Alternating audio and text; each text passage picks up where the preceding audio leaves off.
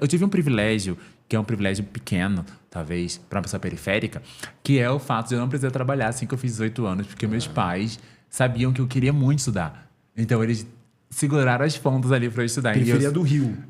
Sou da periferia do Rio, São Gonçalo, eu sou querido de São Gonçalo, tá? Terra de Claudinho Bochecha, tá entendendo? Terra dos Garotinhos, terra do Vinícius Júnior e terra do Jean.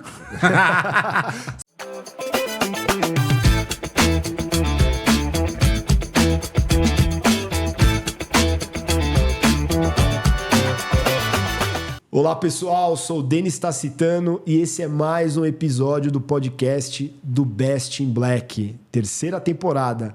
Eu tô aqui com o Jean Oliveira, tudo bem, Jean? E aí, tudo bem, Denis? Estou muito feliz pelo convite, estou feliz de estar aqui para partilhar um pouquinho sobre tudo, empreendedorismo, negócio, Exatamente, conteúdo. O nosso papo hoje é de empreendedorismo e você começou cedo. Comecei aos 17 anos de idade vendendo bolo de pote.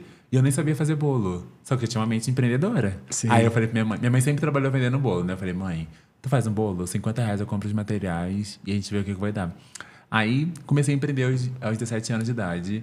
E foi muito interessante pra mim a experiência de empreender, porque eu acho que eu não nasci pra ser CLT. Nada contra. Acho que o direito trabalhista é ótimo.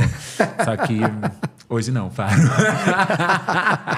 E como é que foram as vendas do... Primeiro, vocês venderam... Qual que foi a mídia que você usou para vender o bolo? Ou você foi pra rua? Ou como é que foi? Perfeito. Eu tinha muita vergonha de vender, né? Eu acho que quando você vende uma estrutura social que é mais defasada, no caso eu sou um homem periférico, hoje em dia ascendi socialmente, estamos aí construindo. Então você tinha muita vergonha de vender, porque parecia que a gente tem toda uma leitura do o que a pessoa vai pensar de mim, como que ela vai fazer, Aí eu falei, boy, vou vender no WhatsApp, porque eu não preciso abrir o Instagram, não preciso fazer nada, só preciso vender para as pessoas que estão ali consumindo. Então, o meu primeiro meio de comunicação e o meu primeiro canal de aquisição e venda foi o WhatsApp. E a gente conseguiu vender muito. Então, na nossa primeira levada, assim, na leva de bolo, a gente conseguiu vender 30 bolos. Isso, um ticket de R$6 era o dinheirinho. Sim. Eu vendi R$50 só. E eu tava achando que ia vender assim para sempre. Doce ilusão. E depois como é que ficou? Porque aí você acaba chegando no limite ali da sua comunidade. Como é que você fez? Você ampliou? Você falou, agora eu vou pular para outro lado? Como é que foi? Cara, aí comecei assim pela minha galerinha ali, né, da rua e tudo mais. Aí eu comecei a fazer prézinho, né, pra entrar na faculdade.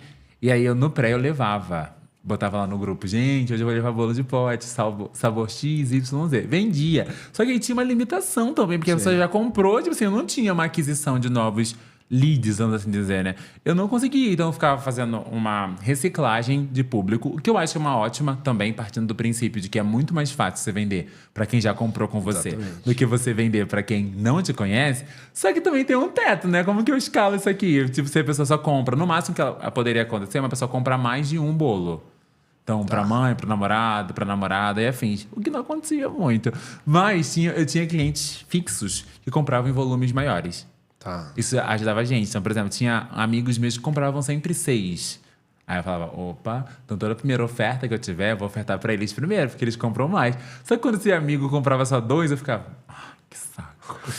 E a gente acha em algum lugar que venda empreendedorismo é sorte, quando na verdade é estrutura. Então, assim, eu conseguia ter um canal de aquisição muito bom, mas ao mesmo tempo era um canal de aquisição que tinha uma rotatividade pequena, porque eu tinha vergonha de me expor.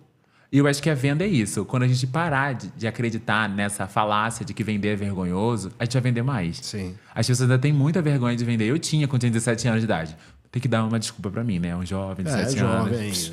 Hoje não. Hoje me bota ali, sentado na rua, e falo, gente, vamos estar comprando comigo? Mas, na época, eu acho que tinha essa questão pra mim de ter vergonha de vender, mesmo sabendo que eu vendia muito bem.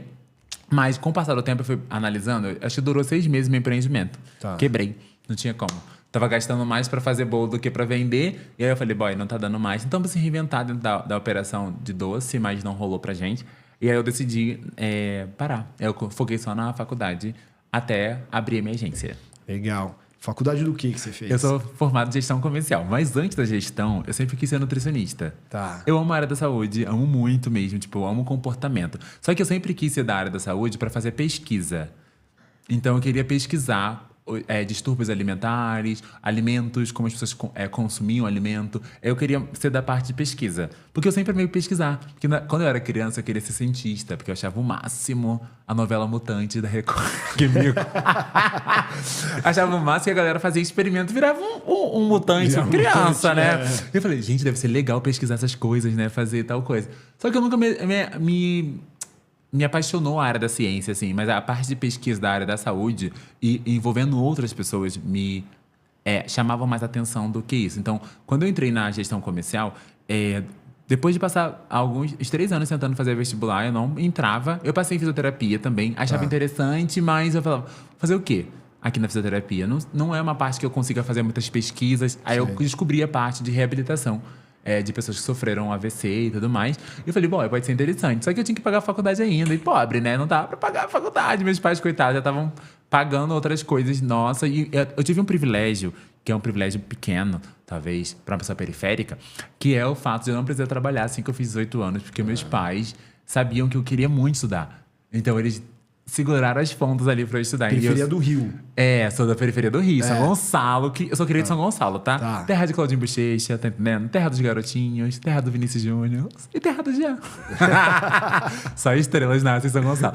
E aí eu vim de São Gonçalo. E aí nisso, pra mim, era muito importante o estudo. Eu amo estudar até hoje. Mesmo tendo uma empresa que funciona, que eu lucre bastante, eu sinto que o estudo é uma coisa que pode salvar a gente. Eu acho que o conhecimento, ele é a base que vai guiar a nossa conversa pra tudo aquilo que a gente vai fazer. Então, se eu não consigo expandir ao meu repertório, que vem da vida, que vem da vivência, a gente acaba patinando em muitos lugares sem muita direção. Então, o estudo, e eu defendo o estudo acadêmico, né? Mesmo vendendo curso, e a galera acha que a pessoa que vende curso é delulu, né? Ai, não, só faz o curso que você vai... Não, não acho. Tem que ter uma formação acadêmica. Eu acho que a formação acadêmica, não acho que é regra para vencer na vida. Sim.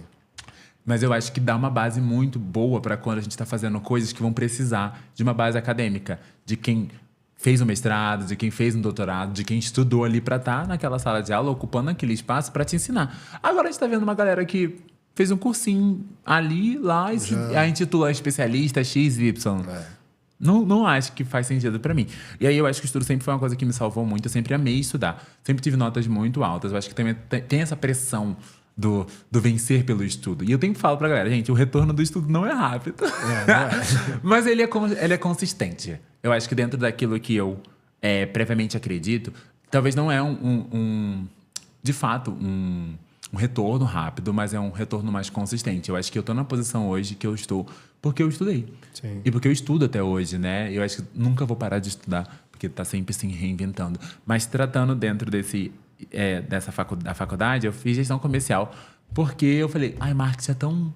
Não sei, eu não gosto de pensar no marketing só como algo ali parado. E eu nunca pensei em empreender. Tem um PS aqui. Eu empreendi como vendendo bolo. Só que quando eu fui entrar na faculdade, eu pensei assim, cara, eu quero entrar no mundo corporativo. Você ficar queria ser lá. CLT. Você falou mal do CLT e daí você queria ser CLT. Queria, porque eu acho que era a minha expectativa. Tipo assim, vou empreender com o quê? Trabalhando como gestor comercial. Na minha cabeça não tinha. Aí quando eu entrei na faculdade, no primeiro semestre, eu era Jovem Aprendiz. Meu único CLT, minha única carteira assinada foi Jovem Aprendiz no Senai.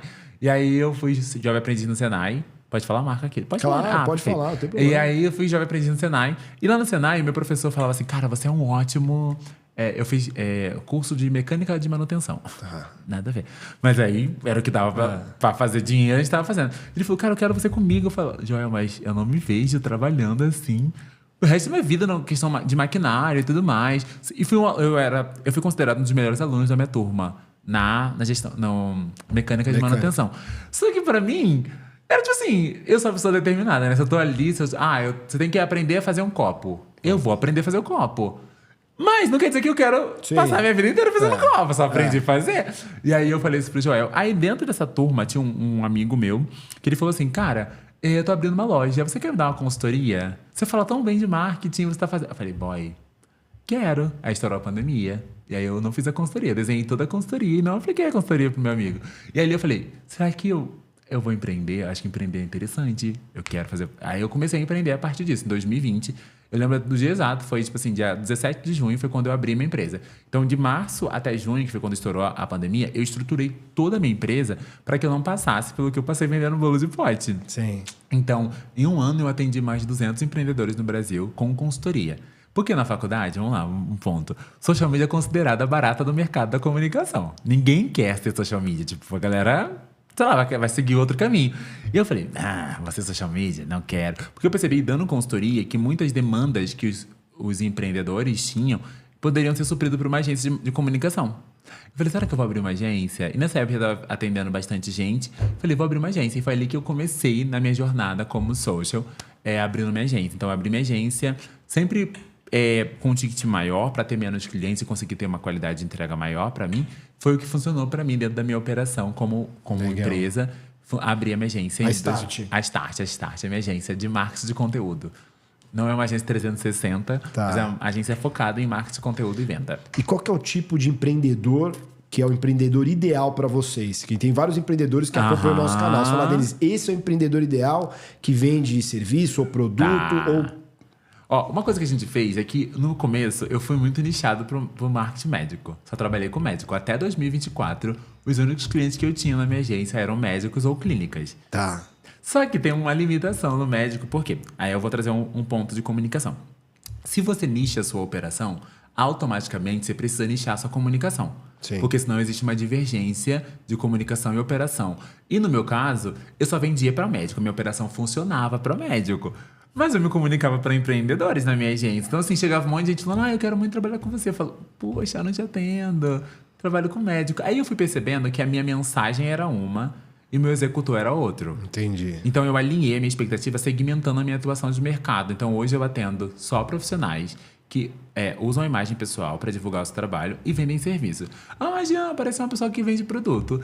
Se fizer sentido pra gente e fizer sentido com a comunicação que a pessoa tem, talvez a gente trabalhe com essa pessoa. Se não fizer, a gente fala, amigo, não, mas indicado, vai te chegar um trabalho de uma pessoa que pode funcionar. Assim como a gente também, hoje, pode trabalhar com empresas que vendem serviços, mas não usam imagem pessoal. Mas segmentado de atuação que a gente vai pegar mesmo é o profissional que usa a imagem pessoal e vende serviço. Eu tenho uma empresa que vende serviço. A gente vai olhar e falar, cara, faz sentido pra gente?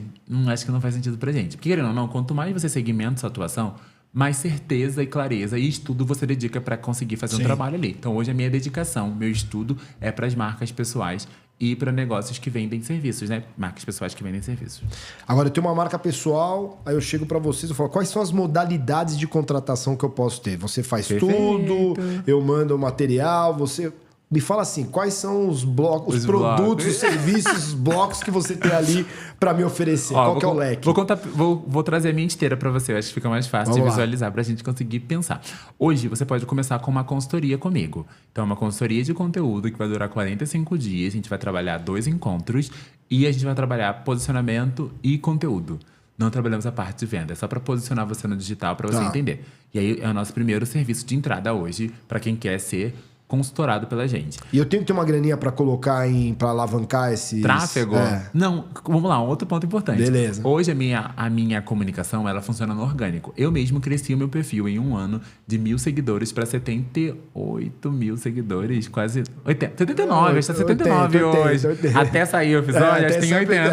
80. E aí 80 mil seguidores. Tudo isso no orgânico. Eu acredito muito que dá para você fazer todo o mapeamento da sua audiência por base de dados e conseguir crescer sua comunicação. E eu acredito que o orgânico ele te traz muito mais relevância do que o tráfego pago. Tá. Mas eu não sou hater do tráfego pago. Eu acho que ele só precisa ser usado na forma certa. Por exemplo, eu estou fazendo um lançamento de um evento.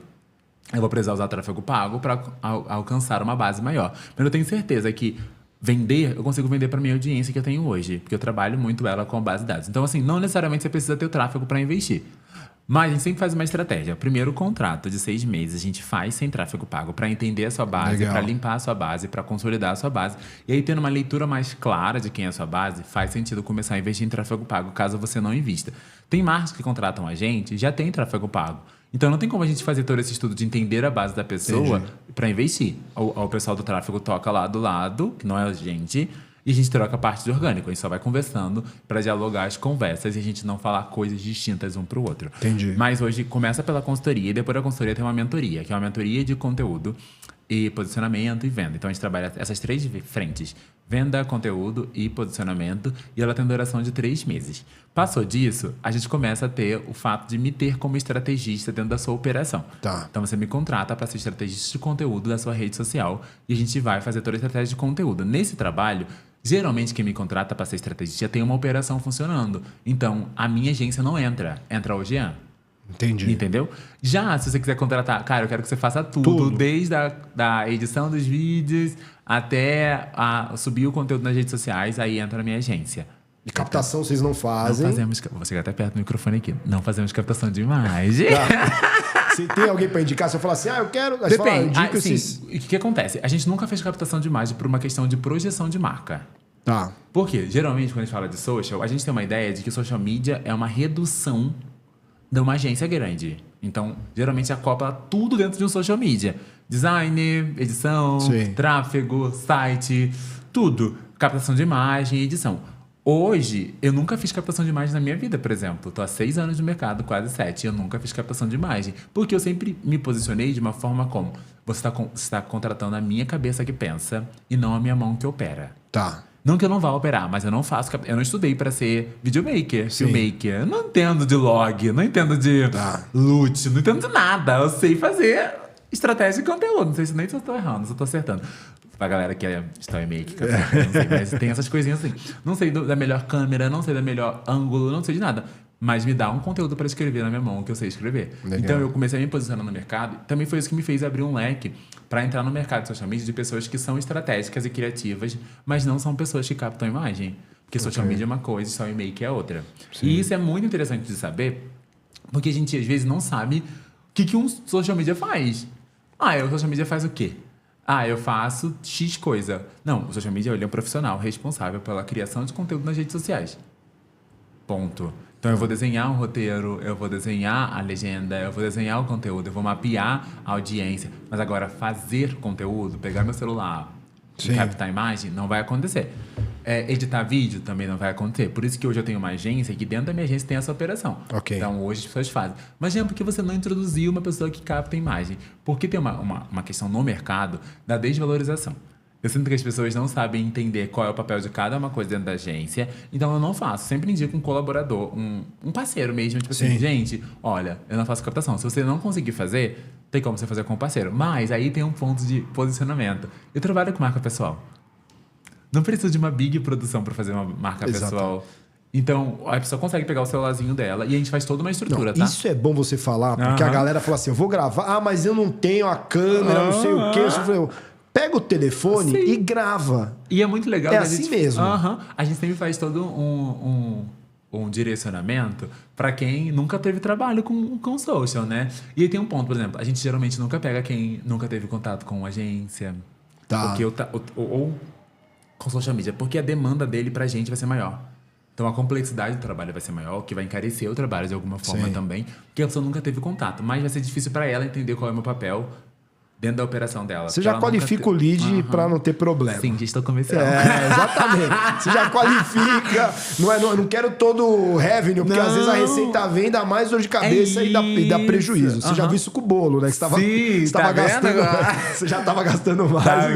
E é muito louco parar pra pensar nisso, porque tem uma coisa que eu sempre falo pra galera. Nível de consciência e poder de compra são coisas diferentes. A pessoa que pode me pagar não necessariamente pode me ter. Sim.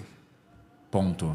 E isso entra em muitas camadas. Mercado de luxo faz muito isso. Sim. Negócio faz muito isso. Então, quanto mais você segmenta, mais você qualifica. E se você qualifica mais você fatura. Tem gente que tem medo de segmentar porque tem medo de não conseguir falar com grande parte. Mas tem várias estratégias para esse movimento acontecer. Mas tem como você faturar bem, falando mapeando o seu público. Não sou a pessoa que fala assim, você trabalha com high ticket. Não sou essa pessoa. Eu trabalho com gente que entende o que eu faço e que pode me pagar. Sim. Porque ter o dinheiro para me pagar e não ter o nível de consciência é não entender qual é o meu papel na operação. E vai te dar mais trabalho. deveria pagar 10 vezes mais. Sim, e aí a pessoa vai falar, mas tá cobrando muito. Só que aí ela não tem o poder. Aí entra a esteira de produto e de serviço que eu tenho. Legal. Se ela não consegue pagar meu gerenciamento hoje, porque ela não tem nível de consciência, ela pode começar pela consultoria. Que aqui em 45 dias eu consigo entender o negócio dela, qualificar ela e talvez direcionar ela para conseguir me pagar. Legal. Por isso que a esteira de serviço, ela setoriza a gente para ter receitas diferentes entrando no nosso negócio, mas também qualificar a nossa audiência ao ponto de, por exemplo, eu posso qualificar por um conteúdo que é gratuito, mas eu posso também qualificar um cliente meu pelo serviço que eu faço. Por isso que eu desenho uma esteira de forma cronológica e com nível de consciência lógico. Porque, por exemplo, eu não posso ter uma mentoria que custe mais do que um gerenciamento. Se a nível de subida de conhecimento, ela está no segundo degrau e o gerenciamento está em quarto.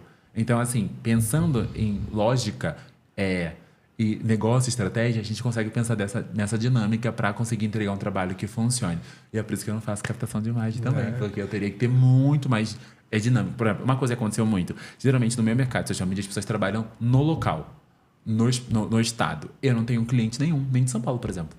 Porque o estado que eu tô morando, eu não pego o cliente. Depende, vamos lá. Antigamente eu não fazia isso. Porque quando eu comecei a me consolidar, no mercado lá no Rio de Janeiro, eu nunca fiz captação de imagem. E eu sempre tive essa leitura de pensar, se eu faço captação de imagem, eu fico rotulado como garoto que filma. E essa é a fala. Tem um cara que filma pra mim e posta no Instagram. Eu não queria que o meu nome na praça rodasse assim. Entendi. Cara, eu tenho o Jean. Ele faz toda a estratégia de comunicação na minha rede social. E quem filma é outra pessoa. É isso, é diferente. Então, eu falei assim, cara, como que eu vou fazer isso? E aí, no meu início, eu morei no Rio de Janeiro, morava no Rio de Janeiro, hoje eu moro aqui em São Paulo. E aí, no meu início, eu não peguei ninguém. Peguei 3 clientes do Rio de Janeiro, não vendi captação, não vendi nada. Eu falei, boy, eu não posso continuar com esses clientes para sempre, porque eles vão, em algum lugar, em algum momento, eu ouvi algum amiguinho de profissão que trabalhava com médico.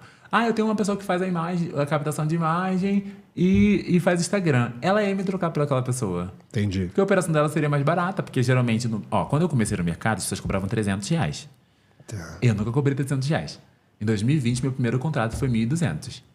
E aí já era um grande salto pro mercado. E o fato de eu não oferecer captação de imagem era um big salto mesmo. Assim, caraca, o que esse cara tá fazendo? Ele é maluco. Só que pra mim já tava começando a minha qualificação e a minha projeção de nome no mercado. Então, assim, e aí eu fiz esse movimento. E aí, hoje, geralmente, quando é marca pessoal, a gente já consegue direcionar a pessoa pra... Cara, infelizmente, isso conta muito, mas qual o telefone que você tem pra gente conseguir fazer uma captação legal? Porque na hora de passar o vídeo, exportar o vídeo, vai dar ruim, porque vai ficar um pouco mais pixelado, não vai ter tanta nitidez. Não é um problema, você pode ter o seu telefone lá, qualquer que for. Só que hoje a gente sabe, por exemplo, que um telefone bom é importante para fazer uma captação de imagem, porque a imagem é importante. Como a gente está na era do lo-fi, que é o conteúdo menos produzido, mas a qualidade ainda importa, um som bom ainda importa. O som crítico, né? O pessoal para consumir conteúdo é mais... Ainda mais a gente está falando, por exemplo, de uma pessoa que está vendendo um produto a um ticket de R$20 mil. Se a sua imagem meio xoxa, vai distanciar aquele público. Eu não acho que é um grande problema o telefone que você tem, nem nada do tipo. Mas eu acho que dá pra você começar com o telefone que você tem. Porque eu comecei com o J4 da Samsung. Tá. Assim, travava mais do que eu não sei o quê. Hoje a gente consegue avançar nessa qualificação e comprar um celular melhor e tudo mais. Mas eu acho que vale o investimento. Se você for uma marca pessoal, eu acho que vale o investimento no celular legal. Porque aquilo ali não é só de uso pessoal. É de uso profissional. Sim. Então, assim, eu não vou comprar X celular por conta disso. Gente, tenta investir só para você conseguir ter essa clareza. Então, hoje, quando o cliente... a gente não faz a captação de ninguém, né? Então, a gente manda um documento, a gente faz toda uma curadoria, a gente faz toda uma... É muito legal o meu trabalho, eu gosto do meu trabalho. A gente faz toda uma curadoria visual para o cliente entender, baseado na análise que a gente fez, qual vai ser o estilo de vídeo que ele vai precisar produzir, qual vai ser o estilo de edição que a gente vai fazer quando ele fecha, quando ele não fecha, a quem vai fazer precisa fazer aquele estilo de edição, qual o estilo de design que vai sair no post do cliente, qual o estilo de comunicação que vai ter, qual o tom de voz que ele vai precisar falar, se ele vai ter que ser mais enérgico, se ele vai ter que ser mais sóbrio. Entendi. Tudo isso faz uma análise do nosso trabalho funcionar de forma mais prática. E o cliente ainda tem, a gente falou de pegar qualquer coisa e gravar, o pessoal ainda tem aquelas travas de eu não gosto de aparecer no vídeo, mas não dá pra fazer sem ter a minha imagem. Ainda tem isso? Tem essa demanda. Eu acho que um dos grandes problemas de trabalhar com marca pessoal é sempre esbarrar nisso. Tipo, Jean, hoje eu não tô bem. hoje eu não tô afim de gravar, ou hoje eu não tô afim de fazer isso. A gente entende, porque é comum da pessoa. Só que em algum momento vai gritar aquilo ali, porque eu não tô ali pra ver um design que você fez, tô ali pra ver a sua opinião. Sim. Rede social é sobre opinião. Quem opina mais sai mais na frente. Quem opina mais constrói mais confiança. Quem opina mais ocupa um território mental na minha cabeça diferente de quem não opina. Então, eu tenho um problema que é a passividade de quem cria. Boy, tu tá aqui, tu me contratou, tu tá me pagando, como assim tu não vai gravar? E aí eu não sou incisivo, então eu sempre deixo claro assim, olha, vamos tentar pelo menos começar com volume menor de conteúdo gravado? Sei lá, você consegue gravar 4 pra mim, pra gente soltar um por semana? Qual que é um conteúdo... Vamos lá, Uma média? Uma média legal que você é muito forte no TikTok e no Instagram. Me fala uma de TikTok, me fala uma de Instagram. Eu sei que não tem um monte de variáveis, mas aquela padrão. Ó, vamos lá. Vou me trazer como exemplo pra essa projeção. No TikTok, quando eu comecei isso em 2023, eu postava 3 vídeos por dia no TikTok. Só que a produção no TikTok, ela é mais leve. Ok. No sentido de você abrir o celular, você não tem muita edição, você só faz e a parada acontece. No Instagram, já exige uma demanda, porque aí entra a questão de consumo. Por exemplo, as pessoas no Instagram consomem mais devagar. Por mais que tenha uma pressa no consumo, por exemplo, se eu posto... Tinha uma estratégia muito burra, vou falar a palavra burra, que no começo do Instagram, que é volume. Posta 3 vezes no dia, posta 5 vezes, não sei o que, para o algoritmo te chamar. O algoritmo não é mais importante do que a sua audiência. Por isso que a gente faz um mapeamento de audiência para entender. Boy, que essa pessoa precisa, o quanto de conteúdo precisa. Então, por exemplo, hoje a gente não faz pacote de post, que é uma coisa comum no mercado de social media. A gente vai analisar a sua comunicação, a sua estratégia, o seu objetivo e vai desenhar um volume de conteúdo que faça sentido para a sua operação. Eu tô querendo aumentar a autoridade, eu tô querendo aumentar minha venda, tô querendo começar a vender mais. A gente vai analisar tudo isso, entender como a sua marca tá hoje e como a gente consegue distribuir esses conteúdos. Mas, como eu fiz no começo, no TikTok, eu subia 3 conteúdos no dia, de segunda a sexta.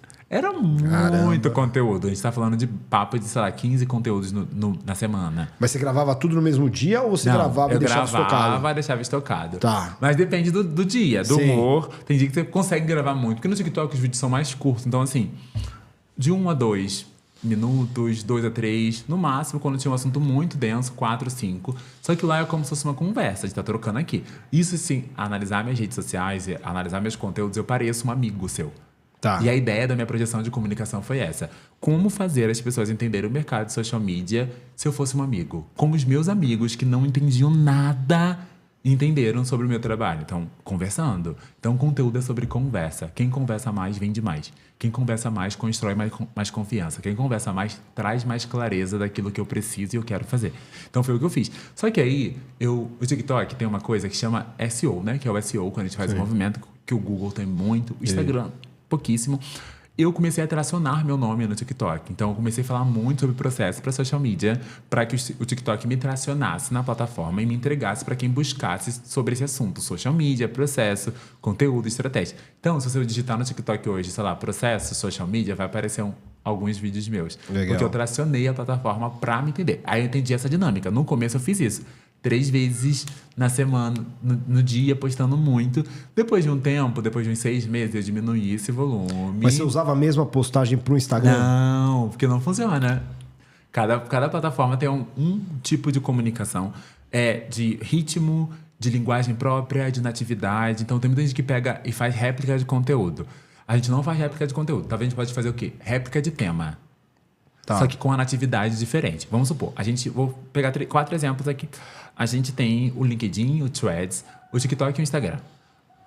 O LinkedIn, ele tem textos mais longos nativamente. Então, é um texto que a pessoa vai ali fazer hoje eu comi tal coisa no almoço e fiquei refletindo sobre tal coisa. É um texto mais longo porque o ritmo de quem consome é um ritmo mais demorado para consumir. Já no Threads, que é a mesma plataforma de escrita, a gente escreve mais rápido. Cara, me estressei no trabalho hoje porque as pessoas comeram meu almoço. Como que a gente conseguiu normalizar isso? No Threads, a gente faz desabafos curtos para ter uma conversa mais longa. Então, a gente consegue rentabilizar a conversa ali dentro. No TikTok, a gente faz um movimento de entender que as pessoas estão ali te procurando por alguma coisa. O TikTok não é uma rede social. O TikTok é uma plataforma de entretenimento, conhecimento e descoberta. Ou seja, quem digita processo está procurando entender mais sobre o processo. Entendi. Então, por isso que faz sentido eu ter feito naquele começo um volume muito alto, que a gente não se preocupa tanto com a visualização lá no TikTok, mas com a utilidade da informação. Pelo Quando menos você, é o fala, que né, eu faço. quando você fala, né, uma mídia social, quer dizer, eu não tô ali para me relacionar, É. eu tô ali para consumir. É isso, tá ali pra consumir. É óbvio que tem uma coisa que o padrão do consumo no TikTok é muito legal, que as pessoas comentam mais do que no Instagram. Comentam nos posts, legal. tipo assim, como se fosse, cara, realmente, isso aqui não fez... Eu não comentava nas postagens de ninguém. Porque a ideia da rede social é que você comentar em quem você conhece. Sim. Essa é a lógica de uma rede social. Por isso que você aceita as pessoas ou não na sua rede social. Pelo menos no Facebook. No Orkut era muito assim. Aí no Facebook a gente também aceitava ou não uma pessoa. Já no Instagram já começou a linha do seguidor. Então você me segue. Você me acompanha. Tipo, e aí não se comenta muito quando você não conhece alguém. Sim.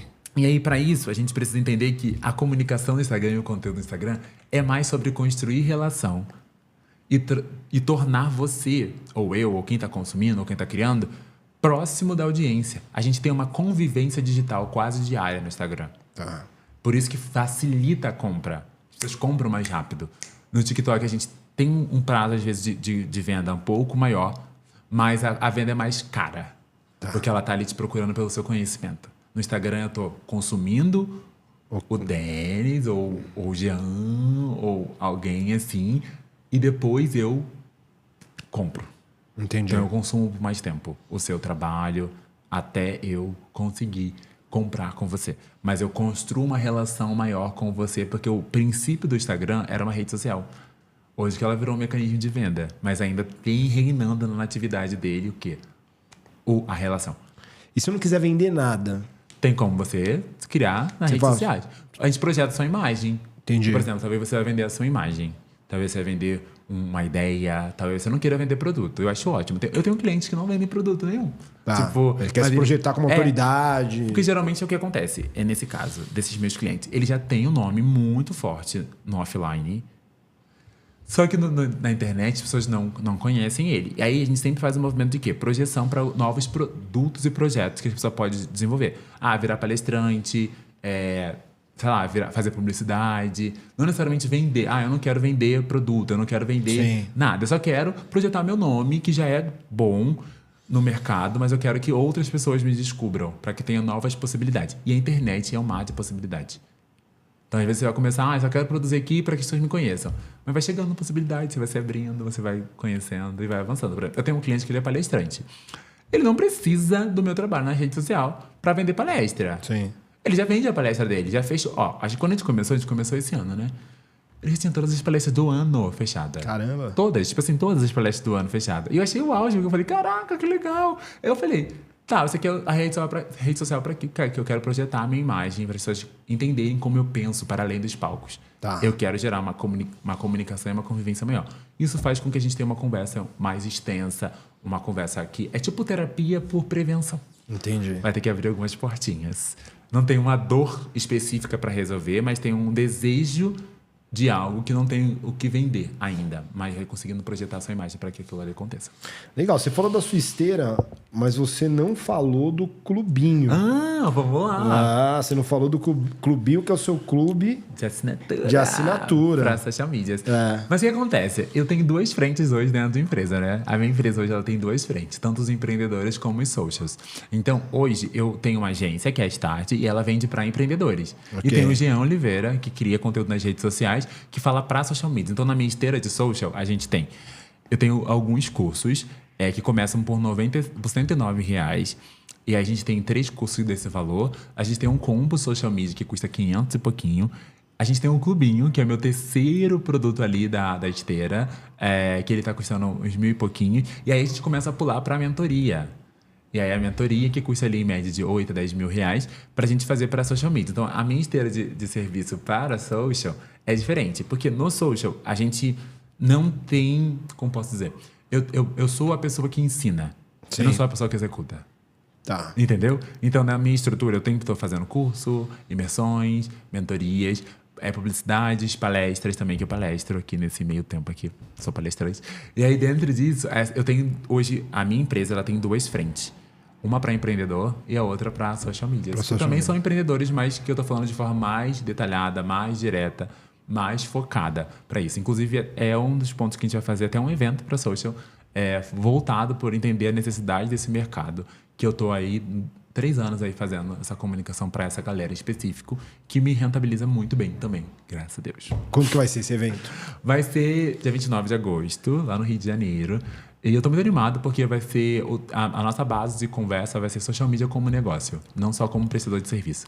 Eu acho que é o que me fez crescer no mercado, foi entender que o que eu tô fazendo aqui não é brincar, não é hobby, não é nada, é meu negócio. E por ser meu negócio, a gente precisa ter estrutura de negócio. Eu acho que a base... Aí volta ao estudo e a base acadêmica. A base acadêmica me trouxe uma projeção de não entender o negócio só como conteúdo, mas como uma operação que funciona como um todo. Isso me setoriza muito para fazer um evento desse, né? Então, no evento vai ser muito legal, porque a gente vai falar sobre estrutura de negócio, operação, venda, vai ter um painel sobre CLTs, porque eu tenho amigos meus que são socials no CLT e ganham muito bem. Tipo assim, muito... As empresas precisam, tem bastante empresa, agência também, sim. Né? E aí eles vão falar sobre isso lá. Então, eu mapeei as dores do meu público, entendendo que tem muita gente que é do CLT, porque empreender não é fácil, né? A gente não pode romantizar o empreendedorismo. Sim, e eu acho que nem todo mundo também nasceu para empreender. Eu acho que isso me setoriza muito como pessoa para pensar num projeto que eu vou te dar base para você entender sua estrutura, como pensar em conteúdo, estratégia, dados e afins, mas também te direcionar como você consegue se inserir no mercado de trabalho, caso você queira ser social media no corporativo. Agora, vamos falar de social aqui um pouco. A idade do social. Não tem pessoas da minha idade no social. Vamos estar falando como o mercado é etarista. Sabia que eu observei isso também? Mas assim, aí vou... talvez não seja do mercado, talvez seja até um preconceito nosso. Por exemplo, eu não me vejo como social. Talvez acho que teria que alguém quebrar, servir como exemplo. Olha, deles dá pra ser social. Tem que ser minha mentorada, gente. Porque a maioria é pessoa mais nova. Muito jovem. Tipo assim, eu acho que, sei lá, do mercado deve ter uns 2% que as pessoas são mais velhas. Eu tive uma aluna de mentoria que ela tinha 47 anos de idade. Legal. E pra mim foi assustador. Tipo assim, assustador pra mim, pensando, como que ela se conectou comigo? Eu tenho 27. Tipo assim, o que ela viu? Como assim? Eu fiquei desesperado quando ela... Mas eu também fiquei assim, eu falei isso pra ela, falei, cara... Eu fiquei muito feliz de uma pessoa mais velha do que eu ter me contratado. Porque eu falei pra ela, porque eu acho que o mercado é etarista na mente das pessoas. Se você for mais velho, você não pode ser social. Por quê? Você acha que tem mais tempo de mercado do que eu. Aí essa minha aluna, ela foi... primeiro social que ela fez foi no Orkut, numa comunidade do Orkut. Ou seja, lá em 2000 sei lá, 6, 8, não sei... Eu falei, cara, eu era criança ainda na época. E ela falou, cara, eu fiz lá na época. Ela também importou, acho que ela importou a notícia das Torres Gêmeas, sabe? Ela era jornalista e ela conseguiu trazer. Ela foi a primeira pessoa que trouxe a informação pro Brasil. Tipo assim, ela que traduziu, ela que fez tudo. Eu achei muito legal quando ela me contratou. E aí eu falei, caraca, que legal, como assim? E aí, isso é muito legal pra gente entender como a dinâmica funciona. Sim, eu acho o mercado muito etarista. Quando eu encontro social media mais velho, eu acho muito legal, porque eu acho que as pessoas estão ali, eu acho muito interessante. Eu acho que o teto do mercado que eu vi até hoje foi 40 anos de idade. Tá. O meu máximo, assim, fora essa minha aluna que tem 48, mas eu nunca vi uma social tipo de 50 e pouco, de 60 anos de idade. Mas também nas suas mentorias você não vê as pessoas se inscrevendo para ser social. Não vejo. Então talvez a gente não esteja se capacitando. Então, pode ser. Mas eu acho que, por exemplo, o mercado ele limita as pessoas mais velhas, assim. Eu acho que a gente não pode negar o fato de quando as pessoas são etaristas mesmo. Tipo assim, é óbvio, tipo assim. Porque na mente das pessoas, o ser social é uma profissão nova. E você já nasceu digital. Eu não, eu nasci analógico. O que pode até depois trazer um ganho, porque eu tenho todo esse... Mas é isso. Pra mim, o que sempre vai contar é a bagagem que se tem. Sim. É óbvio que tem todo o estudo e tudo mais. Mas, cara, eu fico parando pra pensar. Uma pessoa que conseguiu conversar com um público mais velho e consegue também dialogar com um público mais jovem, porque viveu esses dois extremos, eu acho que ela tem muito mais bagagem para entender como compra, como consome, como estrutura. Eu vou dar uma dica aqui para quem é mais velho. Eu acho que seria muito legal uma pessoa abrir uma agência 50 a mais, mas também só captar pessoas 50 a mais. Sim. Porque eles estão falando a mesma linguagem. Existe um respeito muito maior de uma pessoa de 50 para 50 ou mais velha para mais velha que às vezes não existe pra gente. A gente tem que se impor muito mais. Eu sou uma pessoa que me impõe muito mais. Não sei o que lá. Não vou fazer. Não foi isso, tá no contrato. E eu sou assim. E eu percebi uma coisa. Todos os meus clientes mais velhos, tipo assim, 60... Eu tive cliente 60 a mais. Legal. Eu senti que eles não estavam entendendo muito bem qual era o meu papel na operação deles. Porque, tipo assim, é um jovem de 20 e pouquinhos. Eu ficava tipo assim, gente, eu sei o que eu tô fazendo. E tá tudo bem. Só que você via que tinha limitação. A pessoa se senta mais pra gravar. Demanda um pouco mais pra gravar vídeo pra gente. Então, assim, é uma demanda um pouco maior. Só que eu acho que tem um público mais qualificado. Principalmente quando é corporativo. Legal. Eu sinto isso, por exemplo. Mas o mercado, sim, é etarista. A gente vê poucos social medias mais velhos. Ou se eles são mais velhos, eles envelheceram no mercado. Entendi. Tipo assim, eles começaram mais velhos, assim. Tipo assim, sei lá, tá 10 anos no mercado, começou com seus 30. Não acho que 40 seja velho, nem 50. Não acho que seja velho, né? Mas o mundo lê, né? Como pessoa mais velha. Mas eu acho que tem pouquíssimas pessoas mais velhas, assim. Poderia ter mais, porque até você comentando o trabalho do social media, não fazendo a captação, é muito estratégico. O que capacita uma pessoa. Concordo. Você não tem que estar lá, vou estar correndo com você, captando, vou ter que estar viajando. Não, você vai receber o material, vai estruturar, vai pensar. É isso. É muito estratégico. Eu quero dar uma dica pra vocês, pessoas 50 mais. Virem social media. Não, você falando aqui, eu falei, tem tudo a ver. É isso. Cara, você cria uma agência hoje. Eu penso muito assim, cara, eu não vejo social medias mais velhos. Eu não vejo um social media 50 mais que cria conteúdo. E eu não conheço. Jean, na minha bolha, não conheço. Mas deve existir, porque o mundo não é o que eu vejo. Mas eu penso assim, cara, que dá pra fazer um volume legal. Sei lá, tem espaço pra pessoa... Vamos lá. Eu amarraria uma narrativa que existe espaço pra pessoas 50 mais no digital? Esquece! Eu faria toda uma estrutura pra atrair pessoas 50 mais que não se sentem representadas no mercado. Conseguiria vender como... dá pra fazer muita coisa, por exemplo. Inclusive, eu acho que a Petrobras fez uma campanha em 2024, só com creators, que são influenciadores, 70 mais. Foi ótimo, assim, eu não sabia que tinha tantos creators 70 mais, tinha uma galera mais velha que faz conteúdo nas redes sociais. Então, eu acho que tem espaço no mercado. Eu acho que, às vezes, essas pessoas só não sabem se comunicar. Sim. Não sabem pegar a sua expertise, aquilo que é a sua experiência e jogar no mundo. Não só a carteirada de eu sou mais velho, mas eu tenho mais experiência com tal assunto, com X assunto. Acho que isso funciona mais também. E é um cargo novo, né? É um local novo que você não viu ainda. Você não viu, eu acho que esse é um ponto, por exemplo. Eu acho que o social media no Brasil ele ainda é muito novo, é muito jovem. Tipo, a gente também... Eu sempre falo esse assunto, eu acho que é muito importante. O social media, ele nasce no Brasil, ou vem para o Brasil de uma forma mais importada lá de fora, de uma forma da necessidade. Quem foi o primeiro social media do Brasil? Eu não sei. Não tem esse dado. A gente sabe quem foi o primeiro médico do Brasil, quem foi o primeiro fisioterapeuta, mas e o primeiro social? Não sabemos. Porque não é uma profissão regulamentada ainda. Espero que um dia vire.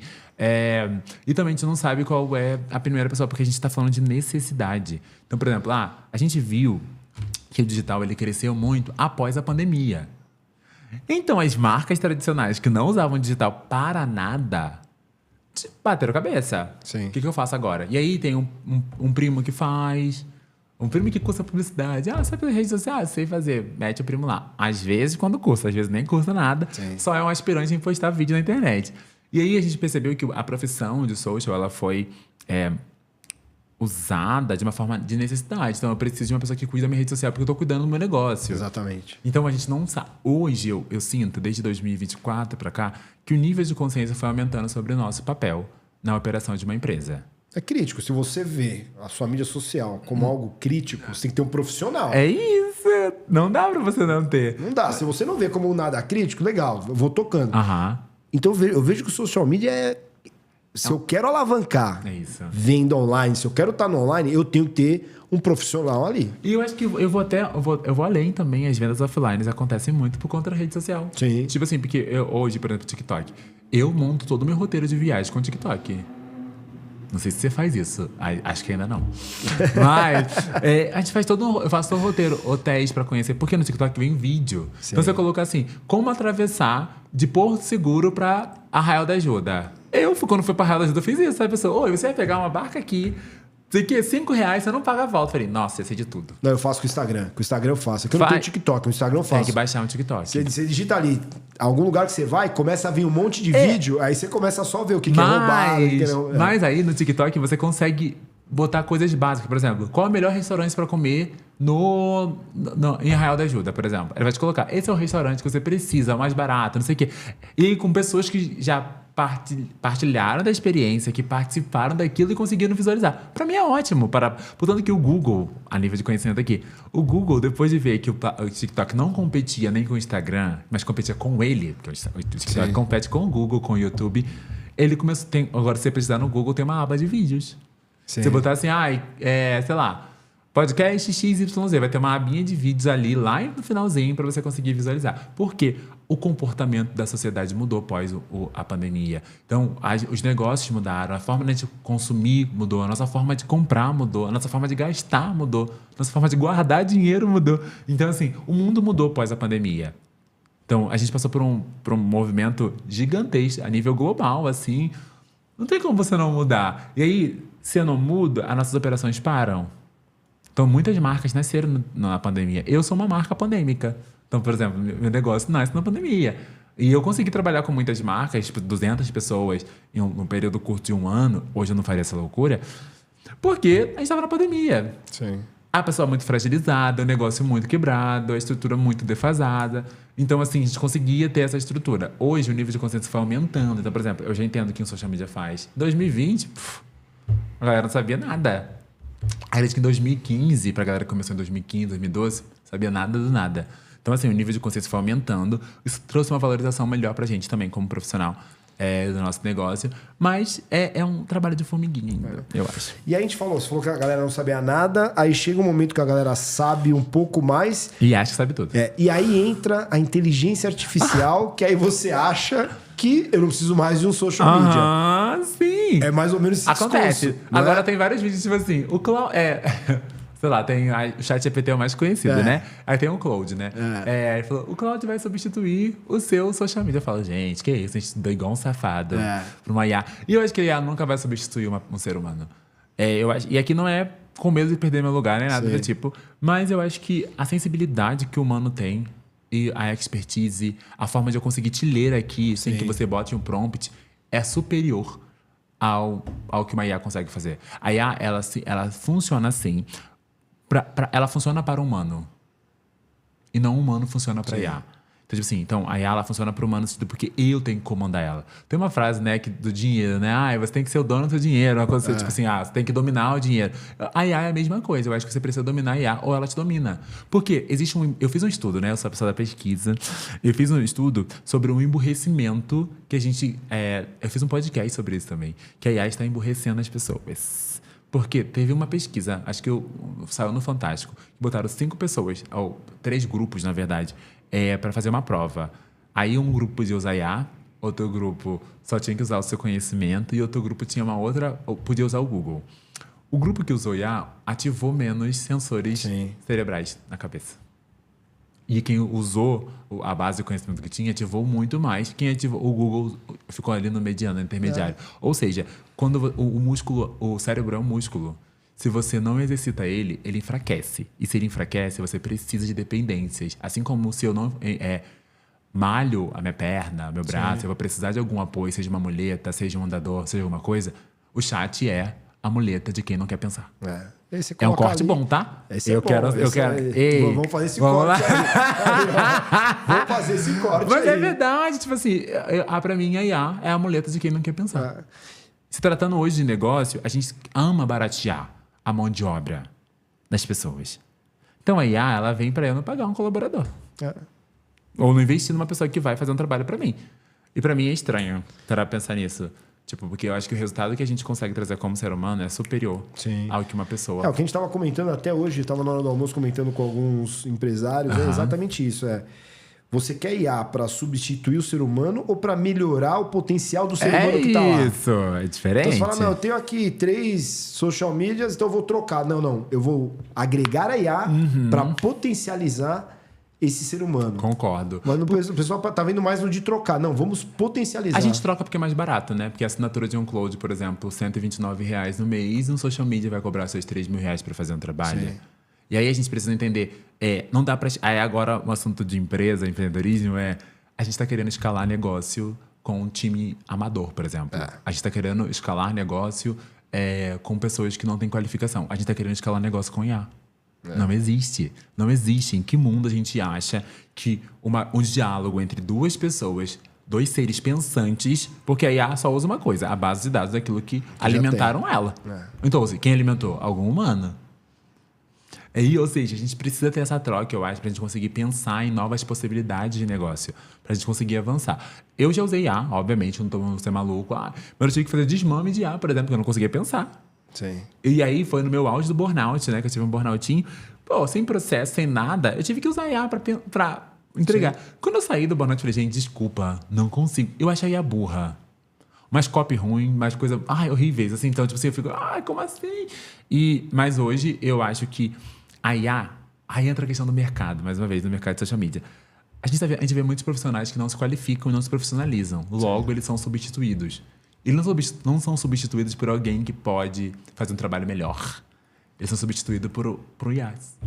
E aí você falou do burnout que você teve. Eu acho que é interessante a gente tocar nisso, porque o empreendedor é um trabalho árduo. Né? Porque às vezes a gente fala, não, você é uma molecada, eu não vou ter chefe, vou tocar minha vida. Utopia, o nome disso. Não, é isso, você tem mais chefe. Né? Trabalho mais horas. Que isso? Como que você fez para sair do burnout? Foi durante a pandemia? Não, meu burnout aconteceu. Eu comecei a empreender em 2020, eu tive meu primeiro burnout e único em 2022. Por que o único? Porque eu só volto pro burnout se eu quiser. Tá bom. Porque burnout são aberturas de concessões que a gente não coloca limites.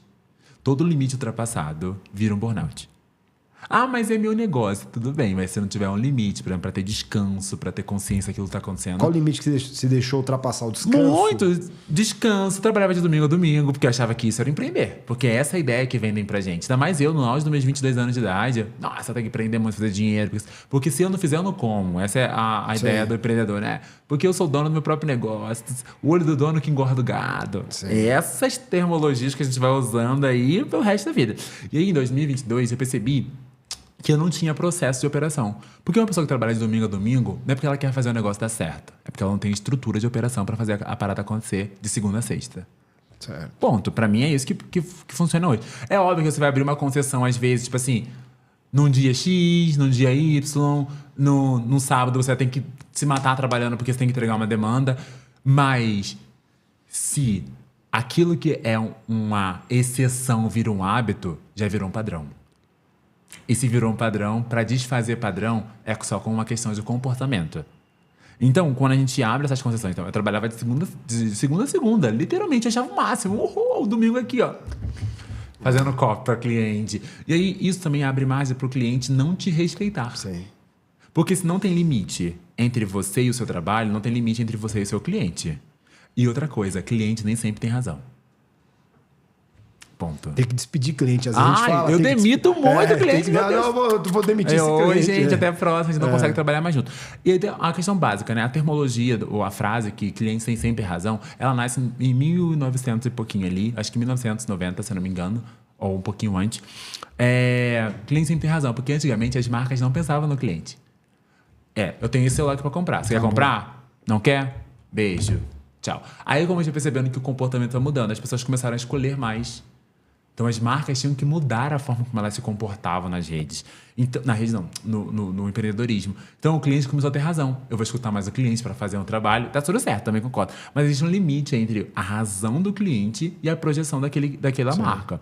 E aí, no meu caso do burnout, os clientes me atravessavam. Eu acho que isso me pegou muito, porque eu sou uma pessoa muito posicionada na vida. Então, assim, quando eu percebi que o cliente estava me atravessando porque eu não tinha tempo para pensar, porque é isso. Quando trabalhando de segunda a segunda, você não tem tempo para pensar, você só vai executando. Sim. E aí eu pensei assim, caraca, tô me sentindo mais cansado. Tô me sentindo cansado. Que isso? Tô me sentindo cansado. Não queria fazer mais trabalho, ficava mais tempo deitado. Eu ia fazer terapia, né? Cheguei pro psicólogo e falei, acho que eu tô... Sei lá, tô cansado demais. Ela, tá, vamos ficar uma semana sem trabalhar. Não tem como. Falei pra ela, lembra-se até hoje, tava em Natal já. Aí eu falei, não tem como ficar uma semana sem trabalhar, porque... Eu não vou... Minha operação vai funcionar como? Como vai acontecer? Ela falou, tem alguém morrendo? Tem alguém com a cabeça aberta na sala? Não, né? Então você consegue descansar uma semana. Foi a pior semana da minha vida. Eu não sabia existir fora da da minha empresa. Não sabia existir fora do meu negócio. Porque só tinha aquilo. Na minha mente só tinha aquilo. Então, era o seu negócio. Era. Então, tipo assim, caraca... Já tinha gente que trabalhava comigo, que eu sempre comecei delegando, né? Então, assim, já tinha gente trabalhando, eu fiquei, tá, mas como que vai funcionar isso aqui? Ela falou... Aí passou uma semana, ela falou assim, como que foi? Eu falei, horrível, né? Ela... O trabalho atrasou? Alguma demanda? Não, ela. Então, você consegue ficar um pouco tempo fora disso. Aí me deu um despertar de... Opa, balancei aqui. Aí me deu um despertar do tipo, o que eu consigo fazer? O que eu tô fazendo da minha vida? O que eu tô... E aí eu troquei de psicóloga, né? E na minha psicóloga atual, eu falei pra ela sobre burnout. Por exemplo, eu fui um burnoutado funcional. Mas aquela psicóloga te ajudou e você trocou? Troquei ela. Desculpa, bem, que Deus o tenha, Selma. Você foi uma diva. Eu troquei pela Simone, que é minha psicóloga que me acompanha até hoje. E aí, quando eu troquei pela Simone, foi no ano seguinte, porque eu também ganhei alta, na verdade, da minha psicóloga antiga. Porque minha demanda era a demanda, tipo, ali do trabalho, resolver essa demanda. Ela falou, Jean, não tem muitas coisas que a gente precisa trabalhar aqui agora. E ela tinha uma outra abordagem diferente, que eu não compactuo hoje, mas é uma diva. Obrigado. E aí a Simone me acompanhou. E aí quando eu comecei com a Simone, eu falei, Simone, pra mim é prevenção. Porque eu já tive eu não consegui reconhecer que eu tive um burnout com a Simone. Você sabia que eu tava cansado. E com a Simone eu falei, Simone, tive um burnoutinho. E eu passei pelo burnout. Eu não sei quando o meu burnout começou, eu sei quando ele acabou. Tá. Mas eu passei sem ter intervenção psiquiátrica. E até teve a intervenção psicológica. Eu não tomei medicamento, não tomei nada. Eu só mudei meus hábitos, aí eu comecei a estruturar meu fluxo de processo. E aí começa o Jean do social. Legal. Porque eu no mercado de social media não se falava de processo. E eu peguei um gap do mercado e introduzi o meu assunto processo. Porque quando a gente fala de processo, o processo traz também posicionamento. Tinha cliente que me mandava mensagem, sei lá, de noite. Eu respondia. Porque era o meu negócio. Ali eu estava criando uma cultura de desrespeito. Sim. Se não é importante, não é urgente... Não tem como você me mandar mensagem 10 horas da noite. Mesmo que você tenha uma ideia mirabolante. Eu não vou fazer nada 10 horas da noite. Sim.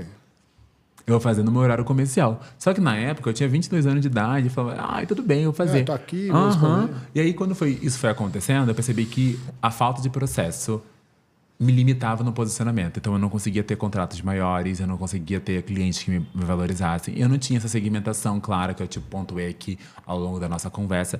Eu tinha um cliente que podia me pagar e estava ali. E aí eu falo, o nível de consciência também mudou a minha perspectiva de entender negócio. Porque, por exemplo, eu falo pra galera, eu agradeço o burnout, né? O burnout mudou a minha vida. Mas é verdade, porque eu acho que existe um Jean antes do burnout, um Jean pós-burnout. E aí a Simone falou uma frase pra mim, que é minha psicóloga atual, que você só volta o burnout se você quiser.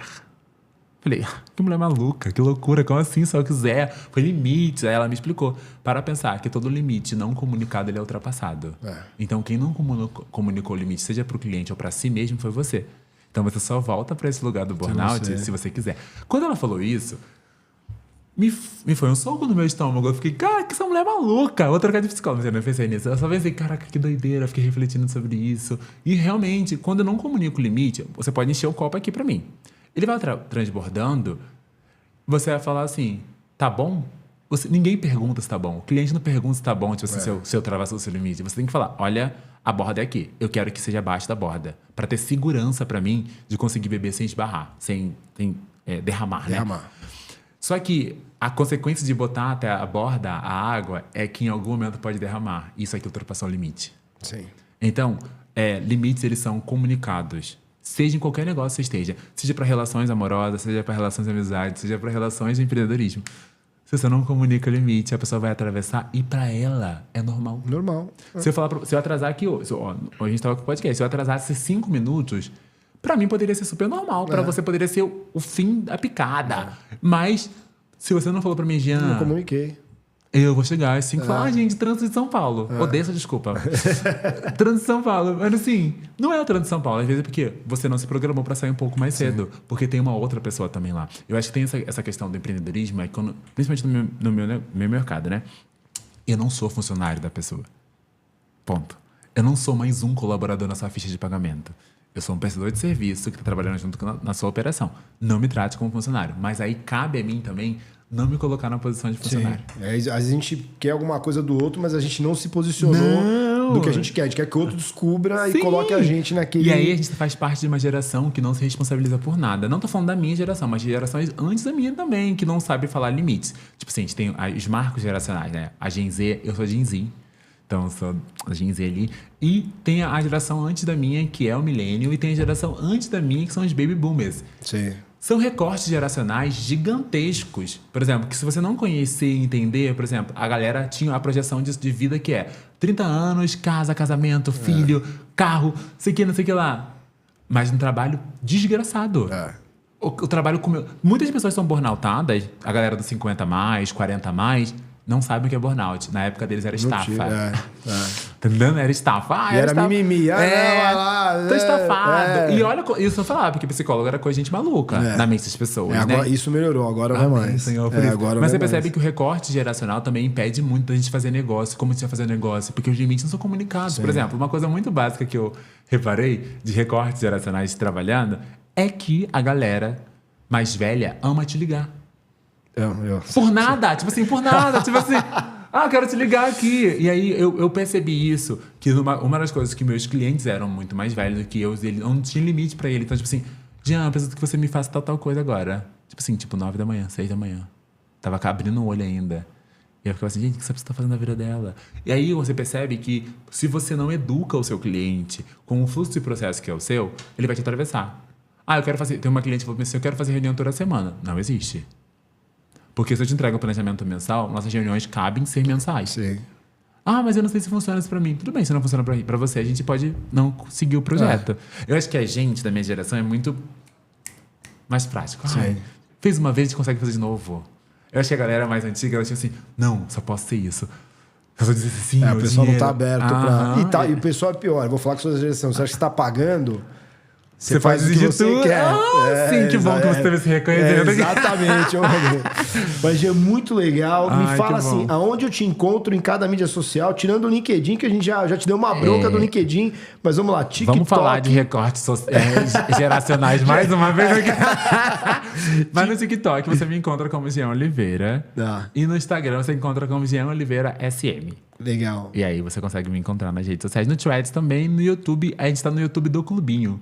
Não é o meu YouTube, Jean Oliveira. É o Clubinho. Aí você me encontra lá também, no YouTube. Vai começar ainda, não começou. Tem umas aulas lá, mas pouquinhas. Fechado. Então assim, eu te dei uma bronca do LinkedIn. Você pode me dar uma bronca do Instagram, que o meu Instagram é péssimo. É porque você vai virar meu cliente, né? Eu vou virar seu cliente, a gente vai mudar isso daí. Mas eu faço vídeo, eu mando, eu não tenho nenhum problema. Achei ótimo. Não vai me ligar 10 horas da noite, não. Eu vou te mandar mensagem às 10 da noite. De áudio, tudo bem. Mas você não precisa responder. Só 9 da manhã, que é o horário comercial. Eu falo, eu vou pensando, eu vou mandando. Perfeito. E aí, quando você quiser, você responde. Perfeito. Mas não pode ser que nem meu filho que nunca responde. E eu acho que aqui ele tá fazendo um expose do filho dele. Tá aí, ó. Mas a gente não...